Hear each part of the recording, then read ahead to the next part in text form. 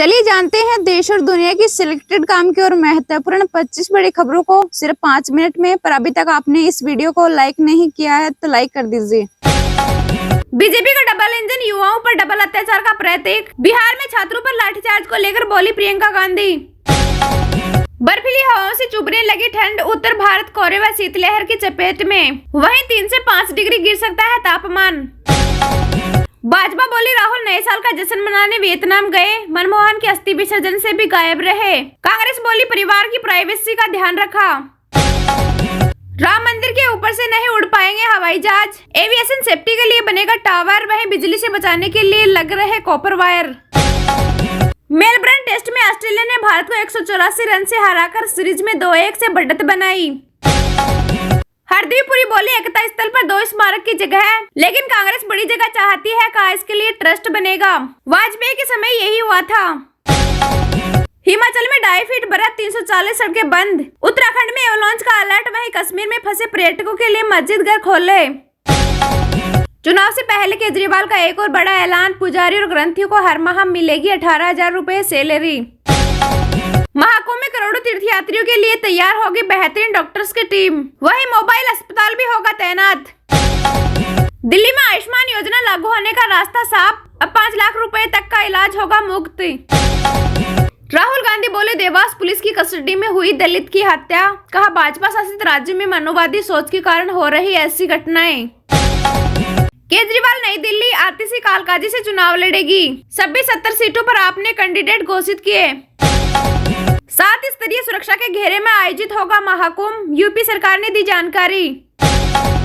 PM internship योजना में 1.27 लाख अवसरों के लिए मिले 6 लाख से अधिक आवेदन। चयन प्रक्रिया जारी, इसमें इंटर्न को प्रति माह 5,000 रुपए की वित्तीय मदद मिलेगी।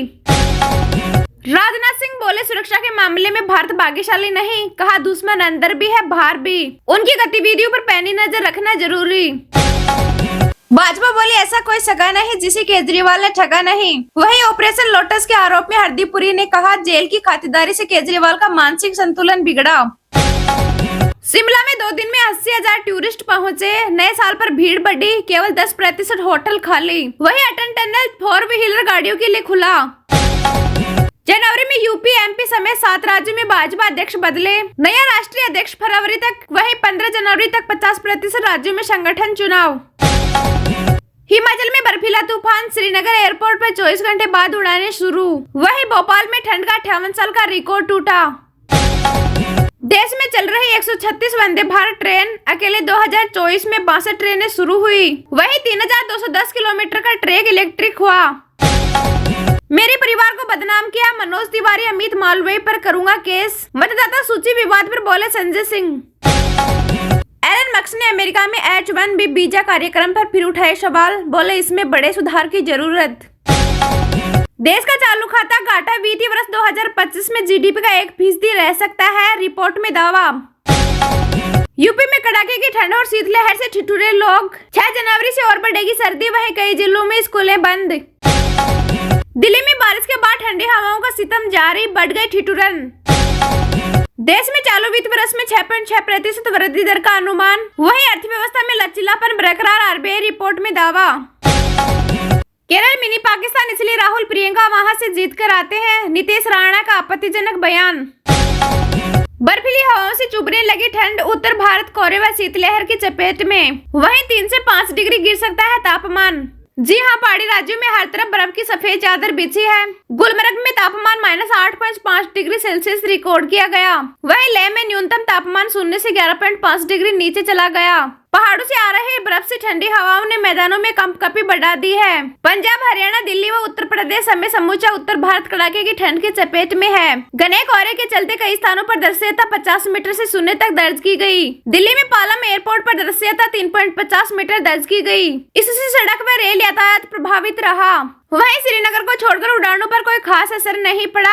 अनुमान है कि 2 से 3 दिन ऐसे ही कड़ाके की सर्दी पड़ेगी और तापमान 3 से 5 डिग्री गिर सकता है। पूरे उत्तर पश्चिम भारत में कोहरे के साथ शीतलहर का प्रकोप रहेगा। मौसम विभाग के मुताबिक रविवार को यूपी के वाराणसी प्रयागराज में दृश्यता शून्य रही। आगरा में ताजमहल घने कोहरे में छिप गया। पंजाब के पटियाला और हरियाणा के अंबाला में भी दृश्यता शून्य रही। हालांकि दिन निकलने के साथ ही कुछ स्थानों पर धूप खिली और आसमान साफ हुआ। वहीं पंजाब, हरियाणा, चंडीगढ़ और राजस्थान में सोमवार तक सुबह शाम कई जगह कोहरा छाए रहने के आसार हैं।